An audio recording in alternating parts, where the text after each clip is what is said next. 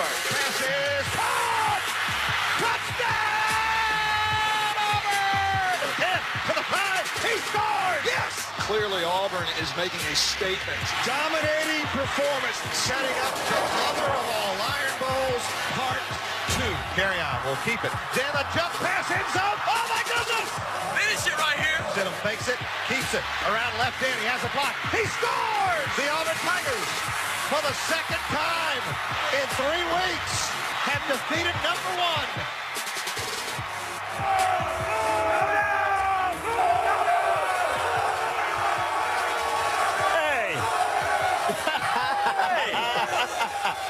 Hey, first of all, Gus Malzahn's our friend and our guest. And secondly, if he hadn't kicked both your butts, you both wouldn't be here. A lot of fans out there. That's the most possible scenario. All that SEC love behind us. Yeah. SEC. They love their conference. Hey, Gus, you walk in here as a guy who had a team that beat both of the teams that have played for the national championship. They happen to be your 2 biggest rivals. Now, they're having some fun. What's it like for you in this game right now? What's it like for you to have to watch this game? Yeah, it's tough. There's no doubt. There are 2 rivals playing for the national championship, but they earned it. They got here.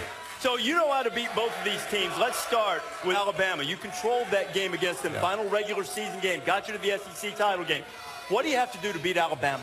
Well, I tell you what, you got to move the football offensively. You got to be patient and try to get to 3rd down and 6 or less. You know, I really felt like their safeties are their best players. So we try to go formation to boundary to get Fitzpatrick to the boundary.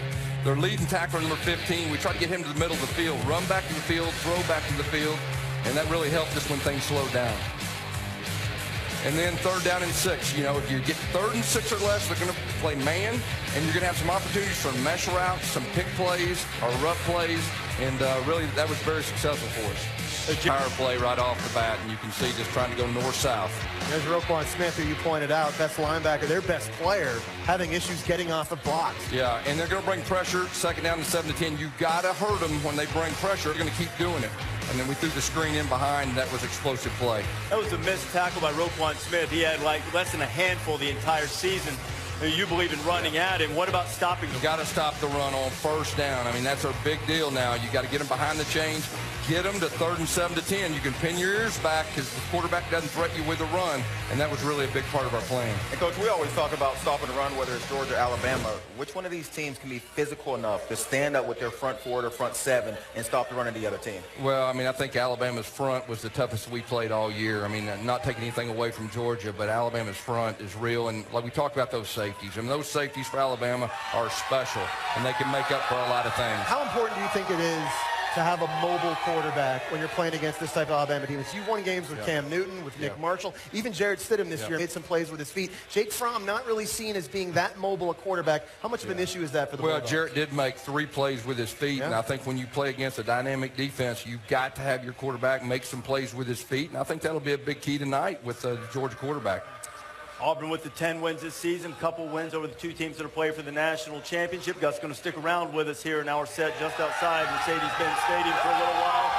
Painted red and black and crimson and white in this crowded International Plaza right now as we await the kickoff of the national championship game. And the Georgia buses have pulled up to the Hyatt Regency. They're going to load those up in the next half hour to an hour and make their way across town toward a national championship showdown.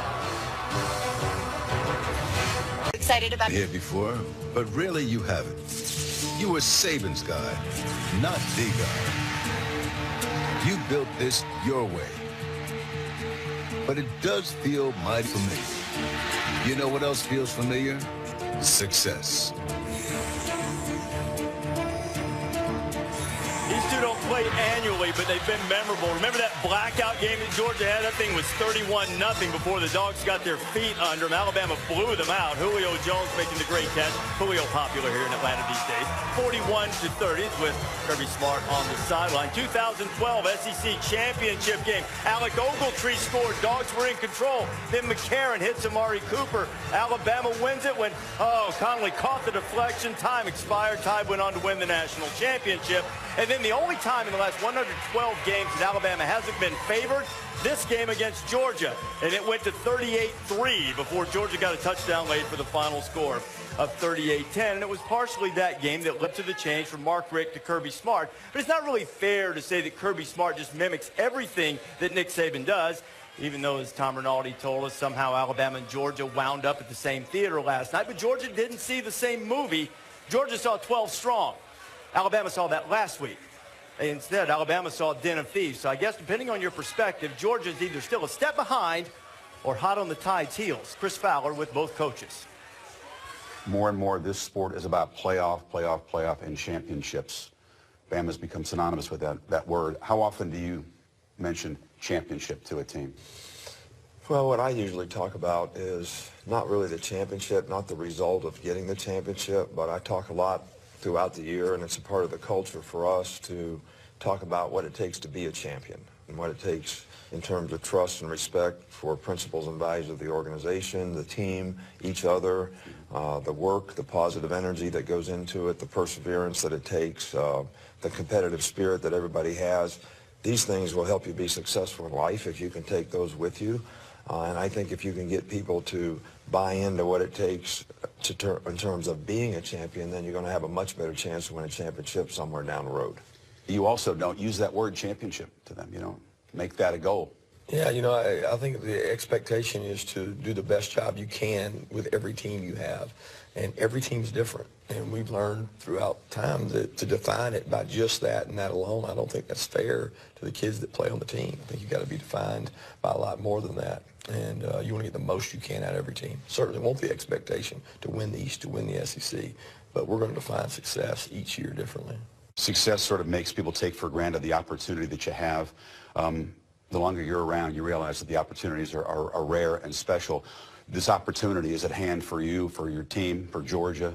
What keeps you up a little extra long at night, knowing that the opportunity is right in front of you and how precious it is? Well, I think just that. You don't know. You don't appreciate, especially for a guy that was at Alabama so long, sometimes you can lose the appreciation for what it takes, the leadership it takes, the players it takes, the combination of the right stuff. And I've been part of that on my staff a lot, because a lot of our staff hasn't had this opportunity. And, you know, you can't take it for granted. You don't know when your next opportunity is coming, when the right mixture happens. It takes a lot of things to fall in place. Certainly we want to build for the long haul and build for that success, but we want to have no regrets about this game. How do you never take it for granted? Well, because for me, it's not about me. All right? It's not about anything personal. The reason that I like coaching is you have an opportunity to inspire other people and players to a higher level, a higher standard. And I think when you have the challenge of playing in championship games, that's the ultimate challenge for every player. So how they respond to that and how they create a legacy for themselves and the team that they played on, that's really what, you know, is important to me in terms of how it can impact them and their future. Remarkably similar paths through their first 2 years at their current schools, Kirby Smart and Nick Saban. Kirk's record actually a little bit better. 64 record against ranked teams. Kirby won conference championship. Saban did not do that until his third season in Tuscaloosa. Joining me here on the desk, all guys who know all about championships, national championships, either as head coach or an assistant. Also guys who've gone against Nick Saban. Mac Brown's with us. Gus still sticking around. And Jimbo Fisher, the new head coach at Texas A&M. Jimbo, you've been exactly where Kirby is right now, not only opposing Nick, but having had the opportunity to coach with him previously. What is it that makes it the biggest challenge to coach against the Nick Saban team? I think that, you know it's going to be prepared in all three phases. It's going to be physically prepared, it's going to be mentally prepared, it's going to be psychologically prepared. They'll understand because he'll have the intensity and accountability to them without putting the pressure on them, and it allows them to play free and play their best football. And so that's what you want to do. And the thing you can't worry about is what Nick's doing. You got to control what you control, and that's how you get your team ready to play in that game. Gus has had great success against him. Max played him. I played him. I played him in practice every day. That used to be the worst one. But you know, you do. You have to control what you can control and get your team to understand if you play your best and do what we control, we can win the football game. Gus, when you go against Nick's teams year in and year out, and you had that added intensity of the rivalry aspect with Alabama and Auburn, how does that change the dynamic? You know, I think, first of all, you got to believe. I don't think there's a lot of teams that really believe they can beat Alabama. And, you know, we believed it this year, and we got it done. And, you know, I think that'll be a big thing for Georgia tonight. By the way, I want to mention, too, that we're going to shift the conversation from just coaching against Nick to coaching in championship games, which you've all done. Our good friend Mac Brown would like to do the College Football Hall of Fame today. Congratulations, Mac. Rose Bowl. Thank you very much. Hey, you know, what are you going to do next week? Last week it was Rose Bowl Hall of Fame. Now it's College Football Hall of Fame. You got one lined up for next week? I told the staff they need to start giving me more respect. Yeah, I mentioned the championship experience that all of you guys have for both Nick and Kirby. Going into this game tonight, what kind of tone do you want to set at this point in the day, like before you start to get ready to come over to the stadium? Well, now it's all about confidence. You're trying to give them the 4 or 5 things that you know you have on the other team that if they will execute those things, you're going to win the game. And as a head coach, you're walking through and you're confident and you're saying, hey, I like where you are. Got to get this done tonight, but you can do that. And you can do it. And I remember, too, it's about leadership on your team with your older guys. We're in the Fiesta Bowl in 08. And I'm sitting in the dressing room getting dressed, and I hear cussing and screaming. I hear a chair being thrown. And I said, oh, my God, somebody go check and see what's going on in the dressing room. Well, our strength coach went out there, and Roy Miller, our big defensive tackle, had threatened to whip everybody's butt in the room unless they were ready to play. And the guy, big strength coach, walked back in and said, Coach, they're ready to play. They're afraid not to play. But leadership matters, too, when you get down to this point. Did he really just say whip their butts, or was it a little saltier than that? There was a couple of ASS's in there. But it got their attention either way. What about the night of championship night, Gus? You've been there, certainly won a national championship as the offensive coordinator with Cam Newton. What's unique about this game? Yeah, I just think the reality that you're playing for the whole thing, and they had the whole season to build up that. And you just want to make sure that you've done well to get here, and you want to stay in the same routine. You want to say the same thing to the same person, and just go about it and try to treat it like another game, not make it bigger than it really is. You two faced off in what was a tremendous national championship game that Jimbo, your team got behind early. At what point in a championship game does it become like just another game? Well, I mean, the reality after you start calling plays and you realize what's going on, you start focusing on what do I got to do to be successful in the game? Because you start thinking about winning the game, which we always say that's the process we talk. We don't want to think that way. We want to think, what do we have to do to be successful? And I think that's what you have to do. And again, what you'll find out and you get in those championship games and those big moments. They had a great game that game. We did, both teams. But the thing we were able to do too that helped us, when that pressure comes in those big moments, your habits are coming straight to the surface. What you've done daily, you can pretend you're going to go win it. You want to go win it. Have you prepared to win it? And have you practiced that way all year and leading up that game? So when that big moment comes, them habits come straight to the surface. And Rece, you got to have it for 60 minutes. You do. You go back to Georgia against Oklahoma. It was over at halftime. Let's go home. This is a blowout. Well, then you come up, you look up. It's a totally different game the second half. So we call the first half imposters. Don't believe it. Don't be involved with it. If you're behind, we can get back. If you're way ahead, forget it. Let's go 0-0 and start over. All about momentum. Gentlemen, thanks a lot for being with us. Jimbo and I were riding over here this morning. He said he watched that Auburn-Florida State game back, stumbled across, and said he'd forgotten what a great game that was. I had watched it. I had memories when you're coaching them, you don't realize why the fans get so excited. and do let me say, winning this game is a lot more important than losing. I've done it both ways. But maybe we'll get another classic tonight in the national championship game presented by AT&T. Georgia and Alabama, 8 o'clock Eastern time. Jake Fromm is going to quarterback Georgia. He's kind of used to being on the big stage. My name's Jake Fromm. My favorite baseball player is Dylan Strickland. 100 miles south of Atlanta lies the Little League powerhouse town of Warner Robins, Georgia. What a shot by Jake Fromm! In 2011, a familiar name led the 5-time Little League Southeast champions to Williamsport. Oh, what a catch by Fromm at shortstop! The star shortstop is now the star quarterback at the University of Georgia. Jake Fromm from Warner Robins, Georgia to the national championship.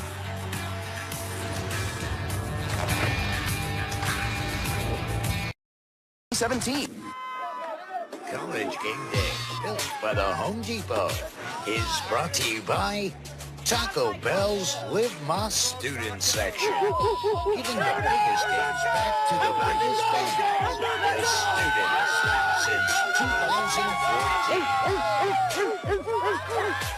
Fans are gearing up to take their seats at the Live Moss student section. Taco Bell in the college football playoff.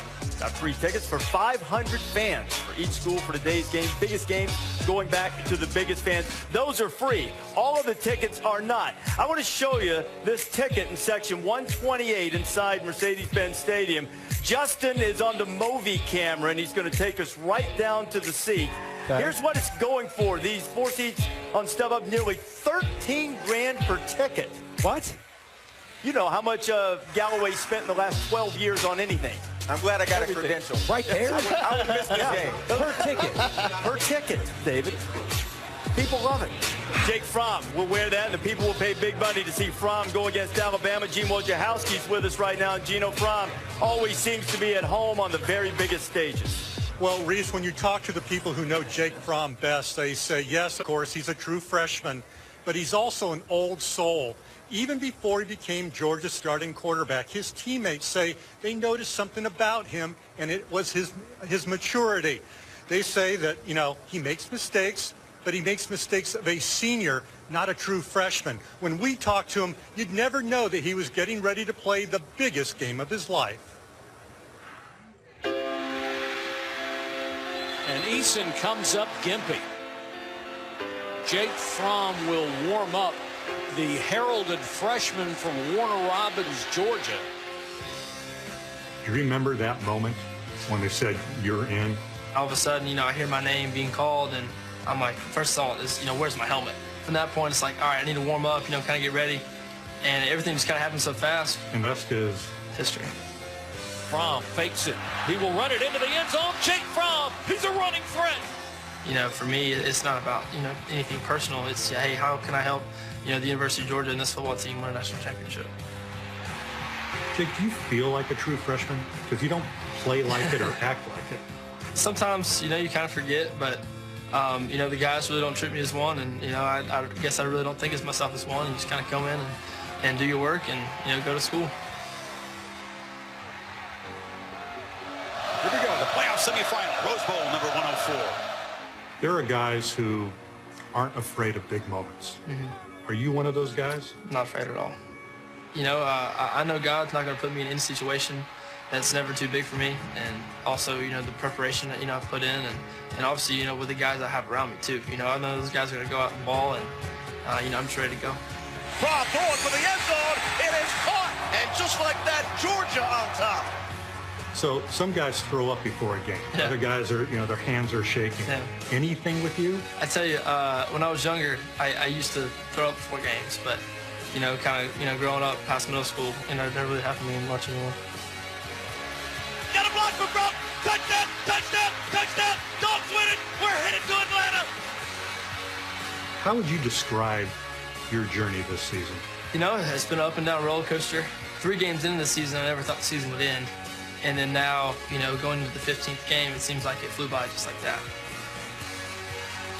You know, it's been crazy. It's been one with a lot of highs and, you know, not too many lows, but it's been an awesome experience. We talked to Kirby Smart about Fromm. We talked to Fromm's high school coach. We even talked to his Little League World Series coach, and they all said the same thing, Rece. He will not be afraid of Alabama, and he won't be afraid of this place and this moment tonight.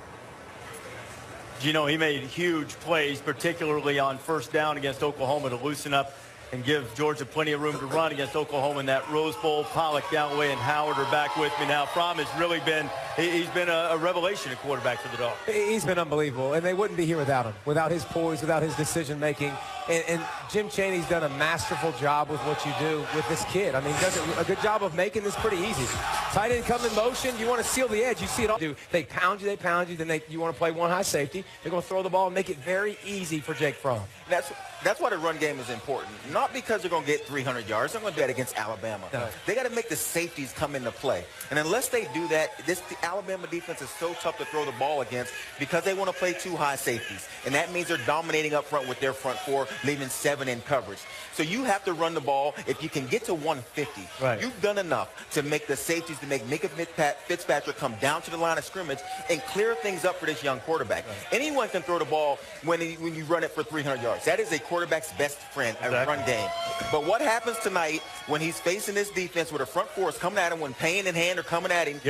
I don't think he'll be scared, but things are about to speed up. It'll be something about to get real. Seen before. He better be a little nervous. He doesn't have to be scared. Nervous is good. Things are about to get real in that stadium. Yeah, it is. And you talked about the front four. I also think that Jeremy Pruitt, defensive coordinator, I think he's going to try to confuse Jake Fromm on the back end too. Mix up a lot of coverages, give him some different looks, and then try to see if he can try to, they run RPOs. Is he going to be able to read where the safety is going to be? Is he coming in the box? Is he going to drop back to 2 deep? I think that's where the chess game starts with Jake Fromm. When he starts to mix and match with the secondary. The thing I like about Fromm is when you read about him, the player said that he came into camp with so much confidence, talking trash. Like he just fit in immediately, even though he wasn't a starter. So once he became the starter, they were already really comfortable with this young man, even as a freshman. That chess match you mentioned, we haven't said a lot about this. 3rd straight year that Alabama's dealing with a coordinator change in the national championship game. Bear, this is a lot of X and O, and we love this stuff. As the great Lee Corso would say, give us some entertainment, sweetheart. What do you got for us?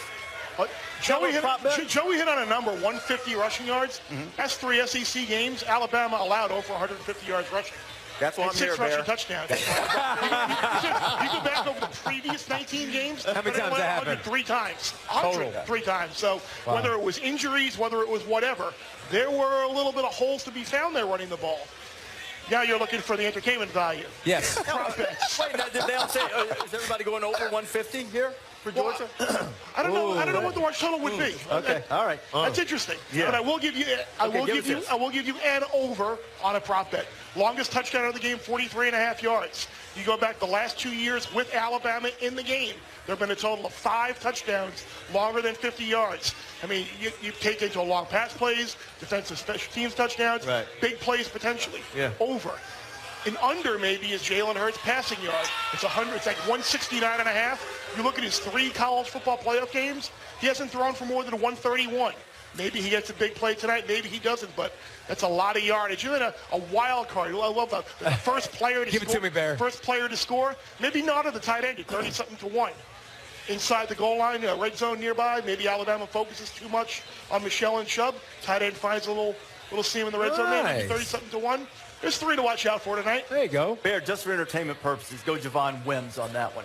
Okay. Yeah, number 6 on the outside. I think he might have been 12. I think he was 12 to 1. Oh, he likes the 30 to 1 better. That doesn't pay off much. Bear's trying to make the people money. Georgia and Alabama National Championship on ESPN. The mega cast will have everything you could possibly want. If you want the Homer's telecast, you can get that. Coach's film room's always a lot of fun. I go back and watch that after the game's over every year. Because you're missing football.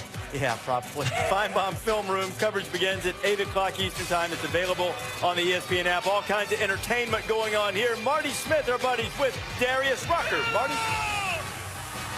Thanks, guys. Here with my guy, Darius Rucker, who in just a bit will play on the Capital One Quicksilver music stage. I got it. You got it. That was good. That was good. All right, man. You're an SEC guy. Go Cox. Yeah, right? Absolutely, man. So you guys have that chant, SEC, all the time. Yeah. What's this say about the conference, that both leagues are represented in the national championship? It's big. I really thought the committee was going to somehow figure out how to put them where they'd play each other in the first round instead of the championship game. But I think it says a lot. I mean, Oklahoma was a great team in Clemson. As much as I hate to say it, they're great. They built a dynasty up there, and so it's to see Georgia and Alabama get by those 2 teams and be playing for the national championship. I think it says a lot about the SEC. All right, when you and I chat, you fancy yourself as an analyst. You know what's going on. I do. Put on your analytical hat. What do you expect tonight? I expect a great game, of course. Saban's 10-0 against his former 11-0. 11-0. Wow, even better than that. 11-0 against his former players, former coaches, and Kirby's such a great coach. He's such a great defensive coach, and he's got some great offensive mind on that staff. And I'm looking for a close game. I was said the other day on the radio. I said, it's either going to be 33-30 Alabama or 17-14 Georgia. So I think I just think Alabama. I mean, Saban's the greatest college coach in the history of the game. So I think he's going to figure out a way to win it. What makes you think that? Why is he the best? Because he keeps doing it. He does it everywhere he goes. Longevity. He does it everywhere he goes, and he's now at Alabama dominate. He's almost making college football boring because they're great every year, and you know they're going to be there every year, you know, and it's like, you know, how much fun can that be? But I think he's the greatest ever. Appreciate you, brother. Absolutely. Stay warm. Oh, I know it's cold up there. Miserable out there. Didn't buy in for this. Guys. There you go, fellas. Stay warm. Now, yesterday, Pollock was at the Northwestern Mutual Fan Experience. That was Pollock's dream. He had a microphone, and nobody'd take it away from him. Could you get it? Did you spin the ball properly like that, Dave? Yeah, that's a bad dirty bird.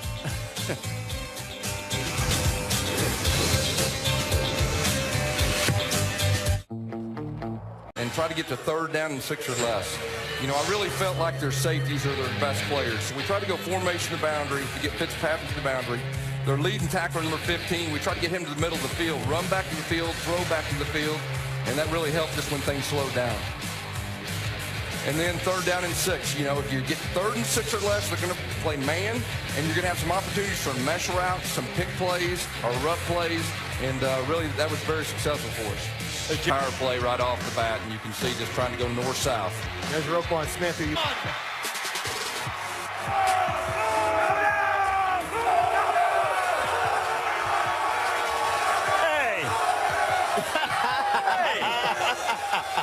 Hey, first of all, Gus Malzahn's our friend and our guest.